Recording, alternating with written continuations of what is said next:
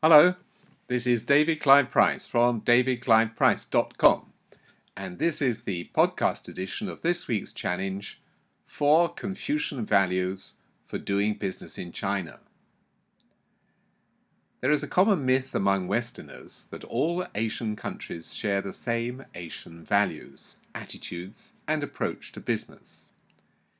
In past decades, Asian politicians like Lee Kuan Yew, the father of Singapore, or Dr. Mahathir of Malaysia, have supported this myth by drawing attention to the, quote, decadence of Western individualism, and by declaring that the economic strength of their countries is due to a strong collectivist culture based on Confucian family values, derived from China, such as order, respect, hierarchy, and harmony.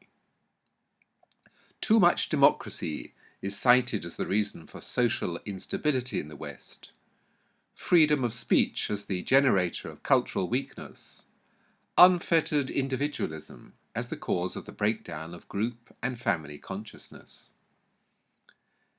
These stereotypes have taken root in the way that Westerners think about Chinese business and culture. To a certain extent, they have some basis in reality, but they are by no means the whole truth. They obscure significant differences of culture between, say, China, Japan, Thailand, and the Philippines. Number 1. Confucianism and Prosperity. It is true that participatory democracy is almost entirely absent in China. It is also true that the emphasis on group and family collectivism, authority and hierarchy, respect and paternalism have led to serious distortions of business ethics in the country, such as government and local government corruption, the encouragement of cronyism, favoured treatment for financial loans, and family nepotism. But corruption exists to a certain extent in all societies. The revelations since 2008 of what has transpired in the financial markets of the West suggest that the more individualist West tendency to allow workers greater freedom to operate on their own has encouraged a widespread culture of insider trading, manipulation of markets, and interbank collusion. Whatever their relative merits or drawbacks, Chinese Confucian values have proven extremely beneficial for building the foundations of the country's prosperity, especially when competent economists and technocrats, many of them educated in the West, have been allowed to guide team-conscious and highly trained people. Confucian values could be said to have fostered high savings rates and hence substantial capital for economic growth. The average savings rate in China is around 50% as a percentage of income, one of the highest in the world. The Chinese passion for education has produced an almost unlimited supply of educated labour and high-quality engineers. In addition, the stricter regime imposed by society and schools, as well as compulsory military service, have reduced disciplined workers that respond well to clearly defined routines and working in a team. Number 2. Confucianism and the inner circle. The downside of Confucian values derives from the attitude that the interests of family and close friends, the in-group, must be protected at all cost and placed before the public interest.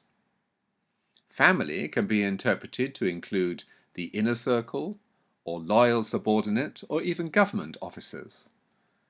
The relationship of trust that these family members have developed means that major transactions are sometimes executed without legal due diligence and the usual commercial procedures.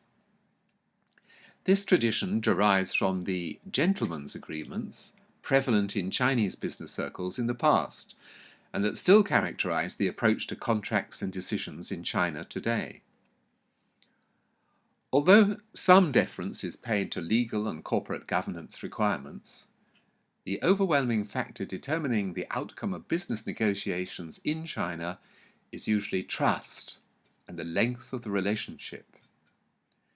It is therefore essential to have a clear understanding of the nuances of Chinese social and business culture before entering into negotiations with a Chinese partner or beginning business operations in China. Number 3. Confucian relationships. To succeed in China business, you have to understand the positive and the negative side of Confucian values and the part they have played in Chinese culture and history.